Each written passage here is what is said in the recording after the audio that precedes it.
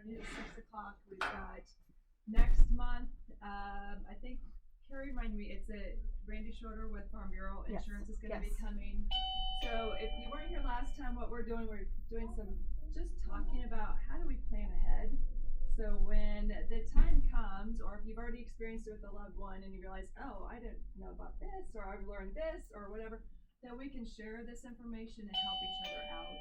So it's not such an overwhelming process that we go through that journey. And unfortunately, it is one thing that all of us will definitely go through. We will have some type of grief, and it could be the grief of losing a loved one.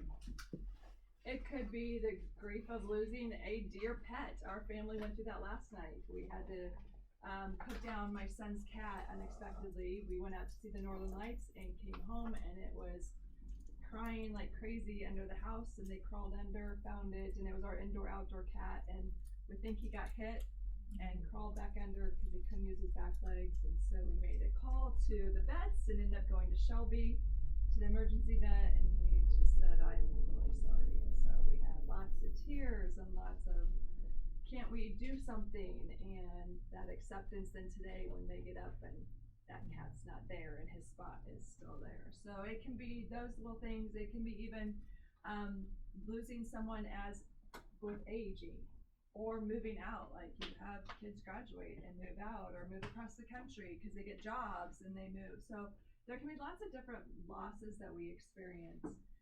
And so I am so grateful today to have Tina. I'm going to always say Kneisel. That's all right. Tina was a year behind me at Griswold Bakehouse, and she is here to talk with us about some of those experiences. And she also has that experience of going through that sudden dramatic loss and like how to work through it. If you want to take notes, feel free. We have paper here and pens, and if the tears start flowing, don't hold them back. We've got Kleenexes here, so help those. The tears are always good. And then two, if any of you were here last week or last month, I should say, and you did your homework, which was starting to kind of write down your wishes and your ideas, yay, kudos. I'm gonna tattle on Marty. I asked him several times. Guess how far we got with it? Nowhere. It's still sitting on the pile. Kind of funny, the funeral director doesn't want to plan his own thing. So kind of, I guess maybe the carpenter doesn't want to fix their own house type of thing. So yeah, that's still on our to-do list as well. So if you have those, or if you have any questions, our plan is to have Marty come back in January and talk a little bit more about some of those things too. So you know what, why don't we just go around the room real quick so I can get names with faces. I do know most everybody, but then so Tina knows who she's talking with as well too. So again, my name's Christy Regan. I'm with the funeral home here in town. I'm Karen Stott. I live here in Oakland. Debbie Rollins, I live here. Julie Funkhauser, used to live here in Oakland. A trainer now. Jan Cagle, I live here in Oakland. Dan Miller, I live in Council Bluffs. I used to live here. Jamie Lawson, I live in Council Bluffs. Nisha, here in town, Oakland. Sandy Kneisel, her mom. I live by Griswold. Marion Hoffman, address is Henderson. I'm up here in Oakland quite a bit though. Oh, Patty Stevens from Macedonia. Dan Stevens from Macedonia. Lucy Kinnison from Oakland. Sharon Carney from Oakland. All right, again, thank you so much. Oh, Carrie Rose. I'm the director. So yes, again, thank you so much. I've reached out to many people and a lot of them couldn't come, so we are videotaping it. So you might see Tina kind of heading towards the computer there, so you can videotape it and share it. Oh, okay. And then I found that with a lot of our younger ones, they don't want to think about this either. They know it's coming, but they don't want to have to think about it, deal with it. So if you see somebody you think would be helpful, encourage them to come or share the information you have. And we forgot a person. Oh, sorry. I'm just hiding over there. Rachel Allensworth. I'm assistant here at the library. So. And important, yes. Yes, very important, yes. So, and thank you again, Carrie and Rachel, for agreeing to go through this endeavor with us. So I will turn it over to you. Christy. And help yourself with the candy too. Thank you, Carrie, for supplying the little treats. Who here knows how to swim? Captain Coconut said to like a sea of about 30 of us as we're standing at the edge of the Indian Ocean in Bali. I raise my hand and I am eager because I remember those years of 2 weeks of American Cross or swimming lessons at the Grizzled swimming pool. So yes, I know how to swim. And he goes, great, you don't need a life jacket. Oh, okay. I get into the boat and snorkeling is what we're about to do. I thought it would be something like I did in Hawaii where you walk around, you're like, ooh, this is neat, and you can touch the bottom. Oh no, we're going out speedboating as fast as possible into the middle of the Indian Ocean, and he hands me snorkel gear, which includes fins, a mask, and the little thing you put in your mouth. I don't know what the official word is for that. And so I have them in hand, and he stops and he goes, oh, manatees, get out of the boat, jump, jump, jump, jump. And I am so excited to see manatees. Guess what I do? I have the gear in hand, and I dive off that boat into the raging waters and waves of that Indian Ocean. And I'm like looking and treading water, and I turn and the boat leaves. And I'm like, oh, and I don't have a life jacket, and I don't know when this boat is returning. So I start to kind of panic, and I'm like, what am I going to do? And I think to myself, what would my swimming instructor tell me at the Nishnah Valley swimming pool in Griswold about 20 plus years ago, 30 years ago? Dead man's float. So I proceed for about 15 minutes to do this until I get a tip, tip, tap from Captain Coconut. You ready to get back in the boat? And I said, yes, yes. And he pulls me in. I'm trimmering because I'm like, I think I was going to die. And I collapse into Dr. Vicky's arms, who's a dear improviser friend and mother-like figure, and I just sob from sheer exasperation. And in that moment, she just grips and holds me like a mother would, with sheer love, no judgment, no words, just presence. And I share this because though that was just a moment of terror and fear, it was fleeting and fast. But what I really learned from Dr. Vicky is how important it is to be present in the moment and to allow space when it comes to grief. Space for ourselves and space for the other when they're experiencing grief.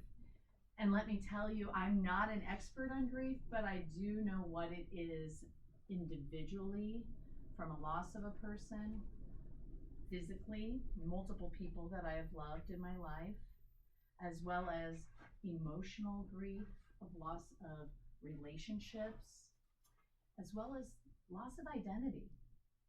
And all of us have been there in some way, shape, or form. So that's what I want to share with you today is just that journey that I've personalized, what maybe helped me, and what might help you as you are going through something that I would say is what Brene Brown, who is a sociologist, calls very complicated, very complex, and very individualized, this thing we call grief, probably the hardest emotion to go through.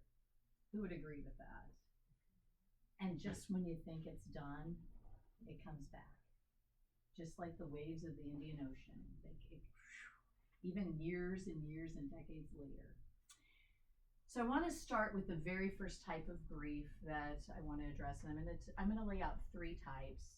And the first is the loss of a loved one, their presence, their actual death. How many of you have experienced that? We all have, in some way, shape, or form.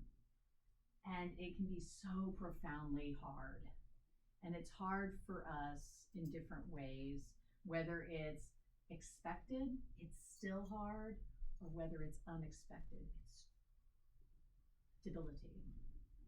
So in 2009, in April of 2009, I had just had a very perfect OBGYN appointment where they're like, you're gonna have this baby any day. I was about almost 9 months in, and I was excited, and the kicks were great, and everything looked perfect. That was a Thursday. And slowly as the days went on, the mother's intuition started to sneak in, and I'm like, something has changed. Something is different. I didn't want to say anything because I didn't want to believe that something had changed and it was different. And it was Easter Sunday when people were saying, oh, any day now, so excited. And it was Monday morning when ironically I had to quickly put a baby book together. For some odd reason, I thought I just need to do that. And then it hit me. I think something is vastly wrong here. And ironically, my spouse and I went to a meeting that night for a children's center where we were going to have a daycare support at East Mills School District. And I squeezed his hand. I was like, we gotta go. So we went to the ER. And I just remember in that moment when one nurse after a time was shaking, they couldn't find a heartbeat. And I was just like, please just tell me. And they wouldn't tell me. And it wasn't until the doctor came in and said, I am so sorry. You don't have a heartbeat. And I just wasn't ready, but I was, if that makes sense, because a mother knows. And I just remember yelling and then just falling flat and had no idea how I was going to deal with something that it was the anticipation that I was sad about, naming a daughter after my grandmother. And then how was I going to tell people? And I did my practice call. I called a good friend from college and said, I need to practice this. It was midnight. She's like, okay, I'm coming. She literally took off work and packed a bag of food and came. And then I had to call parents and in-laws. And I share this because I wasn't ready, but I was more unready for how to cope with the vast sad of everyone around me. Because I wanted to fix it. I wanted to rescue him, and I couldn't even cope with it. And I shoved that sad under the rug. And even seeing John, my co-parent partner and spouse, his sad and helplessness. So how do you deal with something tragic, whether it's a loss of a child that you're just not ready for? It's out of order because, you know, if you've ever heard of the quote from 6 Feet Under, it says, you know, when you lose a parent, you become an orphan, and when you lose a spouse, you become a widow. But when you lose a child, there just are no words. It's too painful. And that is true. And so I found for me personally, it was interesting how John and I coped very differently. He had to do a house project. He started ripping up old brick, and he's like, I'm gonna fix this driveway. I'm gonna do, you know, he's doing physical labor, and I froze. I just sat in her room, rocking in a rocking chair, staring out the window, going, oh, this happened. Frozen. We coped differently. I had a friend who wanted to clean out her bedroom quickly. And had she done that, I think I would have had a panic attack. However, I had a friend, her mother wanted to see nothing of it and asked people to clear it out. 2 different people, 2 different losses. And both are okay. I think what we do so many times is we think we almost shame ourselves for how we feel when really it's individualized. We don't know until we know. I even drove for a full week with the diaper bag in the back. I just wasn't ready to get to that acceptance phase. And I was grateful that John allowed me to keep it there until I was ready. Because you don't know until you go through it. And the only way through is to go in and to allow yourself to feel. And so when we think about the moment that it's raw and we've lost a loved person, that their presence is not going to be there anymore, it's getting okay with that, how we cope, whether it's physical movement that we need, like walking in nature, or we need to surround ourselves in our religious community at church, or we need to sing, or we need to be by ourselves, or we need to be distracted with work or people. All is valid because it's personalized and it's your grief and it's your loss, and nobody can feel it but you. And so when you think about, when you witness a friend or a family member going through such a tragedy where it's unexpected, whether it's a car accident, a suicide, in my case, a stillbirth, whatever that may be, right?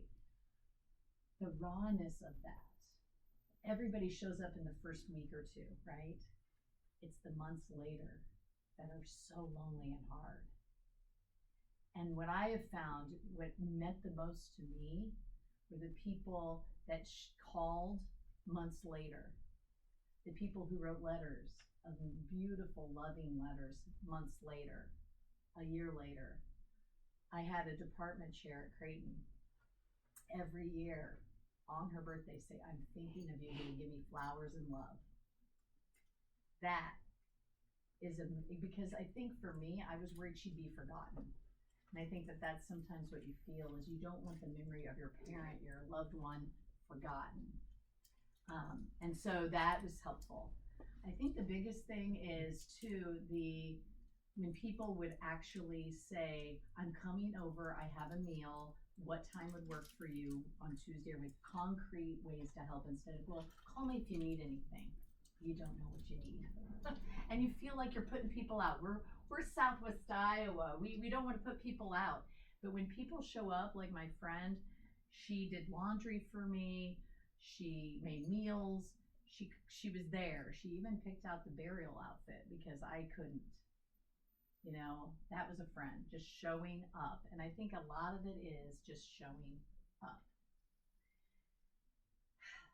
And so when we think of that, the physical presence, that's one type of grief.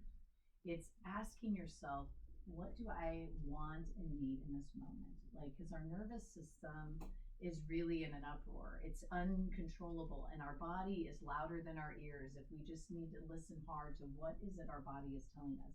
Do I need a nap? Do I need rest? Watching a good, like, chill movie on Netflix? Whatever it is, to take care of ourselves. We push too hard, and I'm guilty of that too, to get to the next thing. Like, I wanted to go to work the next day. My department chair was like, nope. She let me come the following day. I got one day because they wanted me to take 2 weeks off, and I was like, I can't do that. I got to be with my students. I wanted that distraction.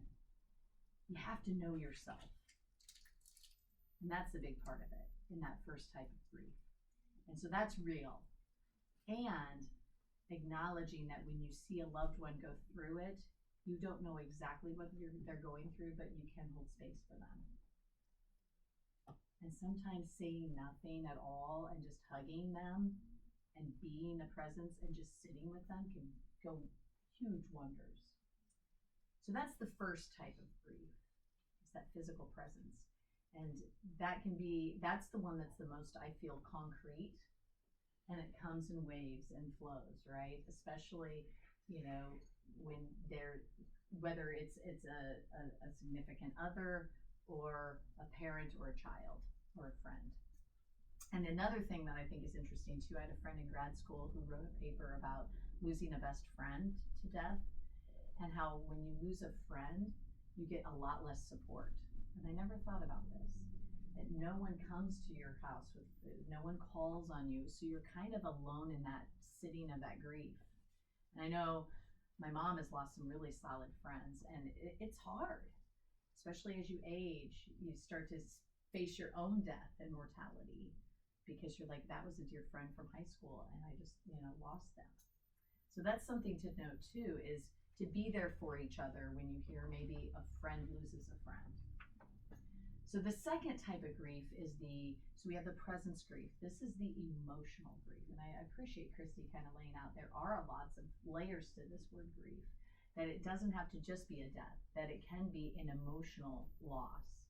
And this is when there's a loss of a relationship where the person still is there, but maybe it's an uncoupling or divorce, or it's a loss where the person is diagnosed with dementia, or that dear department chair of mine, he's a year older and he just recently passed away from ALS. So we saw him slowly die at a young age in his 40s. Very, very hard to witness that. Same with a friend who moves away.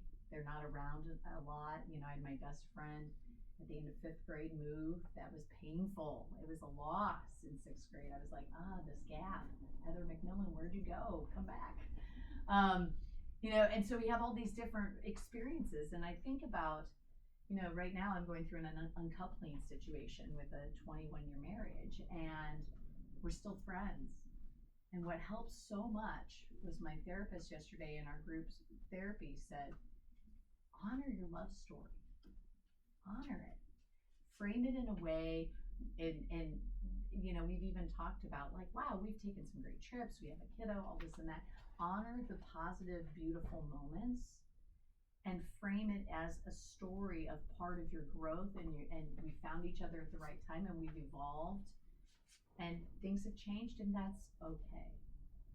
And so it's same with like even honoring, like when you see a loved one and they are getting, you know, their maybe their mindset has changed with dementia or what have you, and they aren't the same, or they don't recognize you, which is very painful.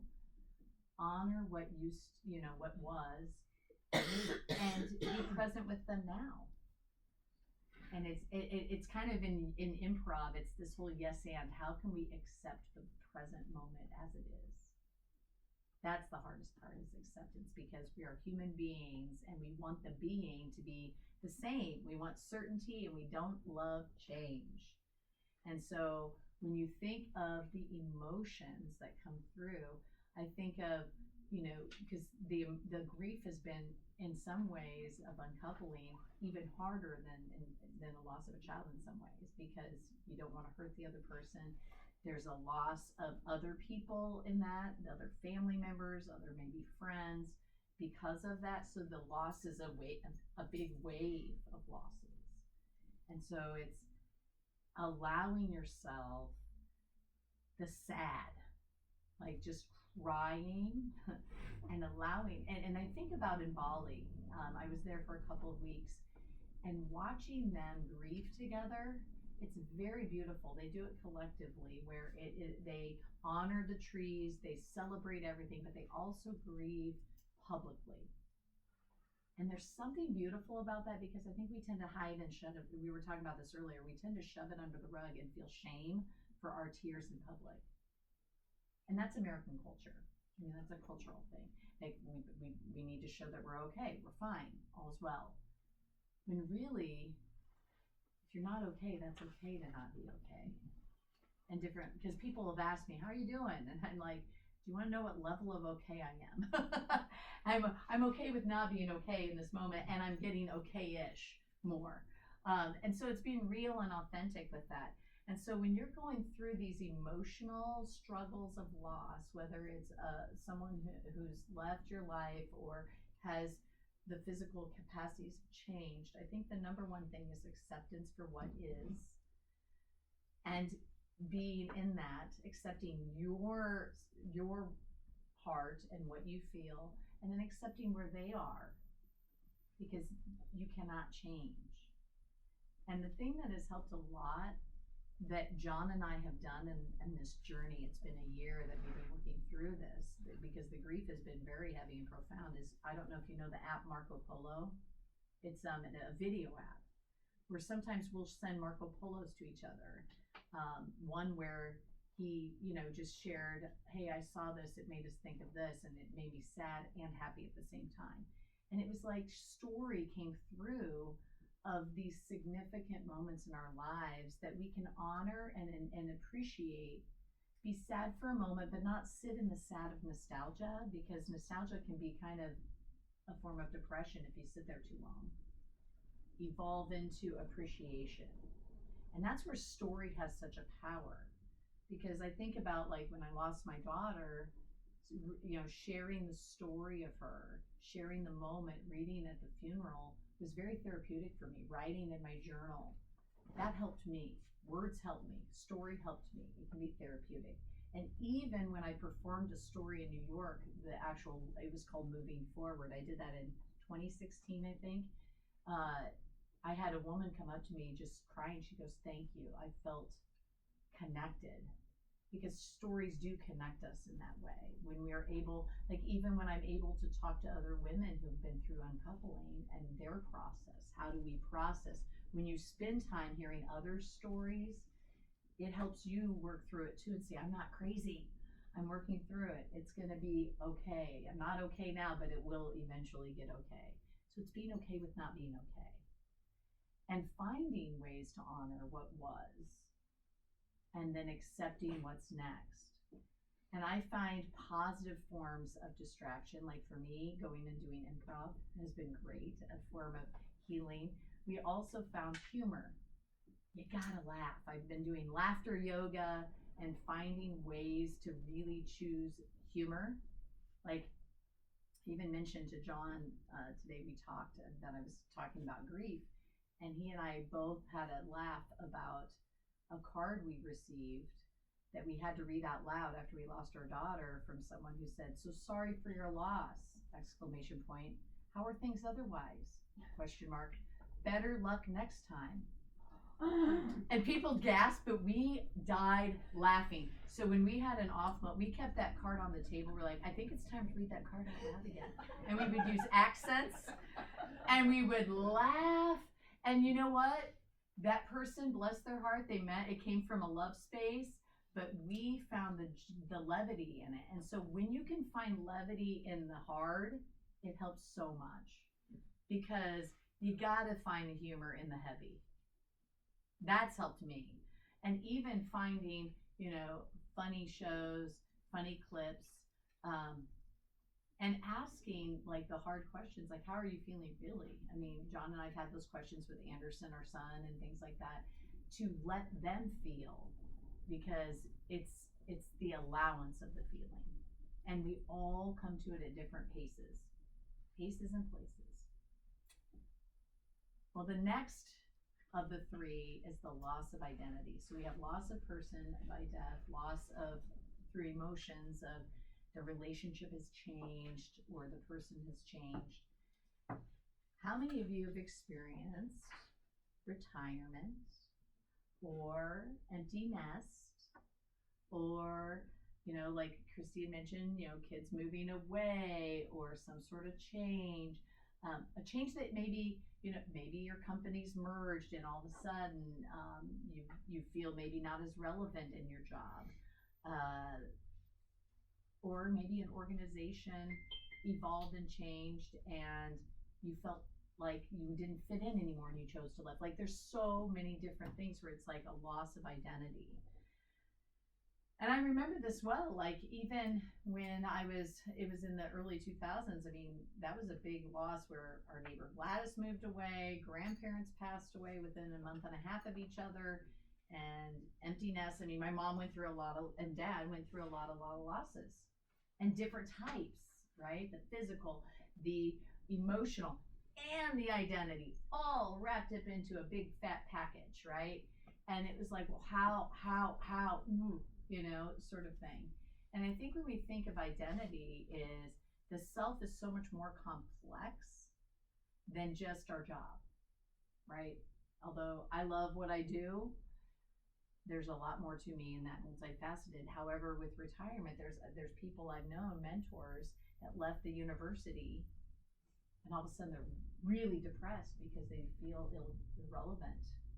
Like, I'm not publishing anymore. I'm not seeing students. I'm not teaching. I'm not known for my knowledge anymore. And it's like, so what can add, what wakes you up? And I love Carol Burnett. She's like, we have a choice. You can choose to put your, she was talking about her daughter died, and her daughter brought joy to her life and reminded her, you can choose to get out of bed and put your feet on the floor and be down, or you can choose joy. And how do you do that? When you're feeling the heavy, right? When you're feeling like what was, and you're grieving the past, and now this future feels like so it's sort of shaky and different and not sure. And this is where it's really important to get connected in community, because community is so important. So that's where all of us have a need for sense of belonging. So religious community, I found, is very helpful and important, where they can see and hold space for you and grieve with you and have a space and place to talk to. Same with, like, if you're in a book club, or if you have a social group that you get together with, the variety of sense of belonging is key. And even those, like, I have a dear college friend, we call once a week, and we started this a couple years ago. We've hardly missed a week. And we always ask before we get off the call, what are you doing to grow this week? And, we share the real. I mean, she's been on the phone when I'm sitting in the closet crying, you know, and with me, and I'm with her when she's stressed out about things changing on her end too. Like when her son left and graduated, and, you know, parents are aging and her dad died, you know, all this. And having those solid friendships, having those solid groups, having those conversations, and then also having the look forward to conversations, because you can sit in the heavy of the conversations of what was, but the growth of what is something you enjoy, what is something that you do that you love, that brings joy to you outside of work, you know, that tap into that inner child. That's where, you know, when we were, and I think about this, like I used to use the front porch of the farm as a proscenium stage, and would create little talk shows and shows for my parents' anniversary, and write scripts, and wrote my little younger brother and sister into them. You're gonna wear this costume, you're gonna love it. And I think about, like, that brought me joy. So that's why I continue to go to improv classes, because I get that delicious experience of creative collaboration in a theater. I love my little library book club once a month, where we read a book, we talk about it, I get to stimulate my brain. So I have an active physical thing that I do. I also created a progressive supper within my apartment with neighbors, where we meet every month on the rooftop and play games and do a potluck. You know, so I have all these pockets of people, and I have a religious community that I see each week and have conversations with. And so when you have those pockets of connection, and you tap into what you enjoy, like if you love quilting or puzzles or whatever, find a thing and make time for that.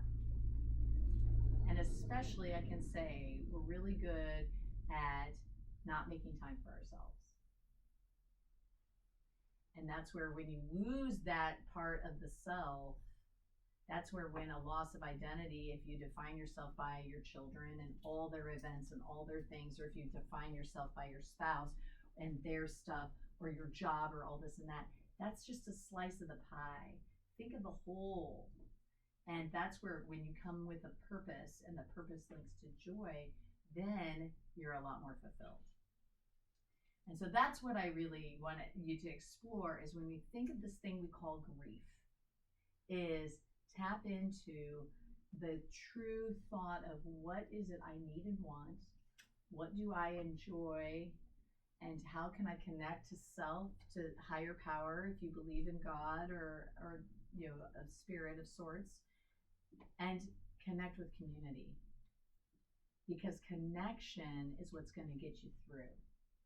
It's the only way is to be present with the grief. You don't want to bury it, because the more you shove it under the rug, the more it's going to get bigger and bigger and bigger before it's unbearable. And something that happened last week, it was wild. So I'm in this women's art therapy group. And so we use art and talk about its connection of working through grief and working through different traumas and things like that. And we have journals, and I love journaling. Like I am a journaler. Like I still have like journals I found from from sociology class. I was like, oh my goodness, my words. I love the wordsmithing, and it tells me where I was at that moment in time. So I burned through so many journals this year, y'all, of reflection, and thought, well, anyway, we have a journal with this. Well, they can't find my journal.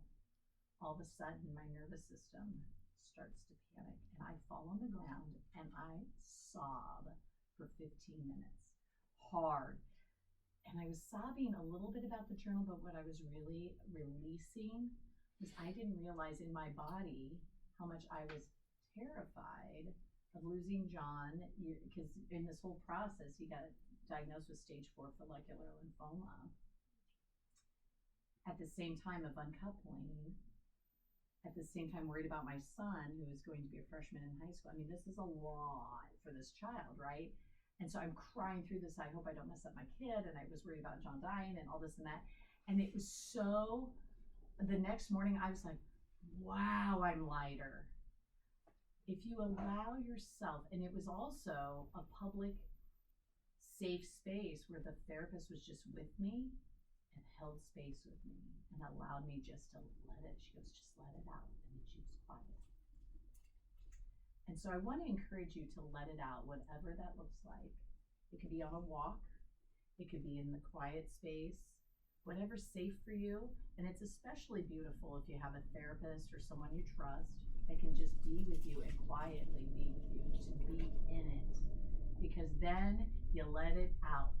Because the only way you get it out is if you are present with it and you be with it. Because that's what it's all about, is then you can experience true joy. So I shared with you some insights. I mean, granted, I am not an expert on grief, but what I do know is what's worked for me. It's all about helping our nervous system and tuning into our body, listening hard to that, taking care of our physical self, our emotional self, our mental self, our spiritual self. And we want to connect to that. We want to connect to the other. And we can do the best, I think, when we are willing to write story, share story with each other. And so what I do have is, if you're interested in, and I want to really encourage you to share stories. Like my mother brought this up, and it's been great when we would receive notes and letters, about, or I do this now when someone passes, like a positive memory in a card. Like when you share that positive memory or positive quotes or something, a beautiful memory or a story that you send to that person who's lost that spouse or a parent or whatever, that warms their heart. It's like they made an impact. That's where story can really have a really solid connection through the words. And so you can do it through writing. You can do it through, what I remember, and you have that conversation. It's even sharing the story of the positive memories from your perspective, however that looks. So I do have a handout if you want, that does lay out the beats of a story, if you would like that. I also have, invite you, I do have a free workshop next week. It's virtual. It's Speak from the Body, and it's 11:30 to 12:30. So if you want that, I can let you know where that is. It's on my website. I also have books, Discovering Our Magnetic Speaker Within. So I'm selling those as well for $20, and you can sign up for my newsletter. I do a weekly newsletter where I just share stories and insights about how to communicate with confidence and clarity. So with that, what questions do you have for me? So I'm happy to answer them, because I've been through the ringer of some things, and I'm happy to share my personal experience to support you and add value. How do you grieve for anticipatory grief? Oh, yes. So you mean like it's coming? Like, for example, this is what's coming to mind. When my friend who was diagnosed with ALS, I knew it was a death sentence. It's grief every day, a little bit, allow yourself the sad, just a little bit of sad, and then also the joy of that person in your life, and I don't know if you're willing to share. It might help me some context. You want to give me a little context? I might be able to help better. Yeah, I just got diagnosed with pancreatic cancer. For yourself? Yeah. Okay, thank you. That helps. So first of all, that's a hard one. I think that the thing, first of all, that's so hard is acceptance. And if you can surrender just a little bit to that. The other thing, because John can empathize with that, when we got the diagnosis, it was around his heart and in his bone, and it's scary, right? He decided to live. And all you have is today. I mean, that sounds very cliche, but he decided what each day, if you can experience, and here's something I heard recently from Dr. Joe Dispenza, which I'm really leaning into, it's helping me, is 3 times a day really express but also feel gratitude. There's a difference between saying thank you and feeling it. If you feel it deeply, they showed that it literally changes your immunity and builds your immunity profoundly by 50%. So it's like builds up immunity to the flu. And so if you in the morning and at night and somewhere like at lunchtime can try to feel what are you grateful for. Obviously this diagnosis is it's hard to feel grateful for it. But what we do know, like Anna Quinlan says, is we know that one of God's gifts is we know that we don't live forever. And so in some ways that's a gift where we can say, okay, no day but today. And so if that helps, like if you can find the gratitude, and surround yourself with lots of love, right? Love on yourself and get as many hugs as you possibly can. Because on my birthday, which is November 28th, I'm going to get 50 puppy coat hugs. I'm turning 50 because hugs are great. They actually change your chemistry too. So physical connection, emotional connection, find ways to connect because you don't have to be alone in this. Because we sometimes shut in when something like that happens. And so I encourage you to go out a little. Does that help? Ish? It doesn't take it away or make it easier. But what a good question. Thank you for sharing, first of all.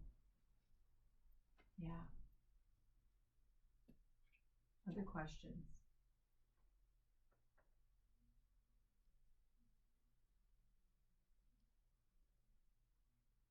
Huh? It's quite group. Well, was this helpful? I mean, was there any gaps, I guess, that I could help with that you came with? Because I didn't know, when you came here, I didn't know if there was a specific thought, an angle that I did not hit on that I could support and help. I felt the whole time you were talking, it made me recall circumstances. Okay. So, yeah, it was helpful to me. Good. Thank you. That's super helpful to hear. Because I never know where people are coming from, if you had a certain expectation that you're like, this is what I needed. I think the biggest thing is understanding and not shaming yourself for how you process grief. And that just when you think it's done, grief is never over. It's not moving on, it's moving forward. And that's what helped me through the loss of a daughter.